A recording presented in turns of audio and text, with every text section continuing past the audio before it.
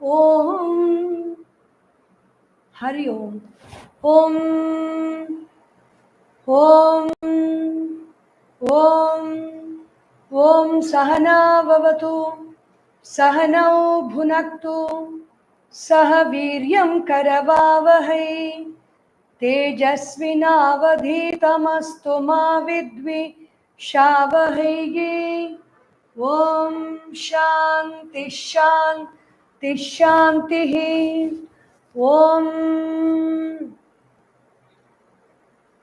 Satchidananda Rupaya Vishwotpattyadihetave Tapatraya Vinashaya Shri Krishnaya Vayam Numaha.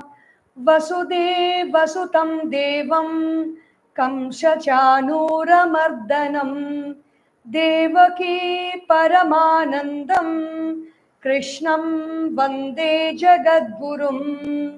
Krishnam Vande Jagadgurum. Sadashiva Samarambham Shankaracharya Madhyamam Asmadacharya Paryantam Vande Guru Paramparam. Samasta Jana Kalyane Niratam Karunamayam Namami Chinmayam Devam Sadgurum Brahma Vidwaram. Sadgurum Brahma Vidwaram. Om Shri Chinmaya Sadgurave Namaha. Hari Om. We are coming into this 62nd verse in chapter 2 of the Srimad Bhagavad Gita in the light of Bhagavan Sri Adisankaracharya's commentary. Here in the 62nd and 63rd verse, which are almost together, they give us the ladder of fall in our mind, in the way we think, in our thought patterns. What is the way to fall? And what is the way to rise also is mentioned, but not in this book, not in this text. In Adi Shankaracharya's Bhagavad Bhaja Govindam, there's a very famous verse which talks about the ladder of rise. But here we will look into this ladder of fall. How do we fall into the material nature, into the gross nature of things, and we enter into a very low vibration when it comes to our thought patterns, where we do not meet with success in what we want to do in life, materially speaking, and spiritually speaking, we are not free from bondage of the karma, bondage of the action with which we do. So what are those steps which are mentioned in these two verses, which talk about the ladder of fall? Dhyayato vishayan pumsaha sangasteshu pajayate sangat sanjayate kamaha kamat krodho bhijayate krodhat bhavati sammohaha sammohat smriti vibhramaha smriti bhramshat buddhinashaha buddhinashat pranashyati. Bhagavan Shri Krishna says, the ladder of fall. What is the ladder of fall? Vishayan dhyayataha vishayan pumsaha. When the human being, pumsa means that individual being, jiva, dhyayataha, when he is thinking about vishayan. What is vishaya? How many vishayas are there in this world? Thought is a vishaya. Feeling is a vishaya. So thoughts are vishayas, feelings are vishayas. So where do these thoughts and feelings come from? They come from only 5 sources: object of seeing, object of hearing, object of tasting, object of smelling, and object of touching. This is what vishaya means. There are only 5 objects in this world: objects of seeing, which are forms; hearing, which are sounds; tasting, which are different kinds of food varieties; food and beverages, smelling different smells, and touching different experiences through the skin. So these are all the thought patterns, the 5 different types of thought patterns. When we are thinking about one thought pattern, dhyayato, dhyayata means dhyana, dhyaya, meaning I am paying attention to a thought pattern. Vishayan pumsaha. In Prashnottari Ratna Malika, Bhagavan Adisankaracharya says, all objects or vishayas are like visha. Vishat, visham kim. What are all the poisons of all poisons? Vishat, visham kim. Vishayaha samastaha. All objects, objects of the senses. And what is the difference between the poison of a snake and the poison of this Vishaya? Bhagavan Adisankaracharya says in the Viveka Chudamani, the poison of the snake will come to us only when the snake comes and bites us. But the poisons of these senses, it need not come to us. The senses, the objects will be there where they are. We think about it, then we are poisoned by those objects. So how are we poisoned? That is what in the Bhagavad Gita, it is called the ladder of fall. Dhyayataha vishayan pumsaha. That individual being, the puman, the thinker, the perceiver, feeler, thinker, dhyayataha vishayan. He is meditating on objects. And then what happens? Imagine this is the object. Sorry, this is the person. This is the object. Dhyayataha vishayan pumsaha. Constantly, the person may be bigger than the object, but the person is going on thinking about the object. Dhyayataha vishayan pumsaha. He is putting his energy into the object, thinking about it. What object can we have? Maybe a new car that he wants to buy. Thinking about the car. The reticular activating system in this person's brain, he keeps saying car, car, car, car, car. And everywhere, only car will be shown around him. Whatever color car or whatever model car. Because in all aspects, he's thinking about it. Dhyayato vishayan pumsaha.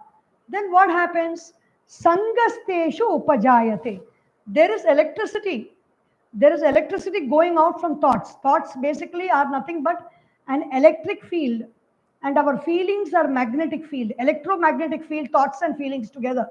So when electrical signals are passing from this person to the object, what happens when signals keep passing? They are reaching the object, they fill the object, and sangasteshu upajayate. There is a sangha, there is an attachment that is formed. But what is the problem? This attachment is not very strong because it's only thinking. It is not supported by feeling and action, only thinking. So dhyayato vishayan pumsaha sangasteshu upajayate. So this sangha is there. This sangha is not very strong yet, but still the person has got attached to this thought pattern of car, car, car, car, car. Now, this car is only, the agitation is there, but this person did not have any agitation in the beginning. When he has got attached to this, this person starts getting agitated. Car, car, car, car, car, car, car. Dhyayato vishayan pumsaha sangasteshu upajayate. The attachment is formed. Sangha, like you say, Kumbh Mela is a sat sangha, an attachment to a great mass of people. But here this attachment to an object, a thought. Sangasteshu upajayate. From this sangha, what happens? This attachment, anything that we are attached to, we begin to love that object. We keep thinking about that object. We give our attention to that object. That object becomes ours. The thought becomes ours. And something becomes ours, we start getting attached to it. Sangat, when we get attached to something, sangat sanjayate kamaha. Kama means desire. I love this. I love, it is not only car now, it is I love this car. I love this car which I am going to buy. I love this car which I want to buy. The car has not yet come. It is only in our imagination. It is in the thought. But still, we are attached to the thought. We are not just attached to the thought. By thinking, we are attached. By feeling also. We love the thought we have. We love the idea that we want to get a car. We love the idea that it will be very beautiful. All the books about manifestation and, and attraction and, this law of attraction, all that is only this topic. Sangasteshu upajayate. Sangat sanjayate kamaha. Now, I'm not saying just car. I'm saying, oh, how beautiful is this car? How lovely would it be if I can have this car? There's feeling in the thought now. The thought has become a very live, tactile energy field now with feelings inside. Sangasteshu upasangat sanjayate kamaha. Kama is a kind of fire that comes from within the thought. It keeps burning. Sangat sanjayate kamaha. Now, when this fire starts burning, this attachment is very difficult to take away. But yet the world will not allow us so easily. So somebody comes and says, no, it is not possible. Either we can tell that, our own traumatic thought patterns can tell that, or somebody who's responsible for paying for the money and getting the car can tell that, the loan company can tell that. Anything is possible. We may not, our financial situation may dictate that. So sangat sanjayate kamaha. From this kama, if it is not going to be fulfilled, if the kama is going to be fulfilled, there is no problem. But if the kama is not going to be fulfilled and somebody obstructs that, somebody separates you and that thought. Somebody separates you and that idea that you can really have a car. Somebody is coming in between. Sanjat sanjayate what's that? Sangat sanjayate kamaha, kamat krodhaha abhijayate. The kama becomes krodha. How dare you stop me? How can you do that? You think I cannot get a car? You think I'm not worth driving a car? You get angry with the person. You get angry with the object. You get angry with the situation that comes in between you and your desire. Sangat sanjayate kamaha, kamat krodhaha abhijayate. The person becomes an angry person. The person becomes a resentful person. The person becomes an irritated person. The person becomes a frustrated person. The person becomes a depressed person. Everything is only modification of anger. When I'm not able to get something, if the person who is stopping that or the situation who is stopping that is above me, then I'm in tears. I feel very sorrowful. When that person is below me in status, then I get angry with that person. Sangat sanjayate kamaha, kamat krodho bijayate. Only this person is shaking. This object there is no problem with the object. It is steady. It does not have any emotions and feelings. So the person is shaking. Kamat krodho bijayate.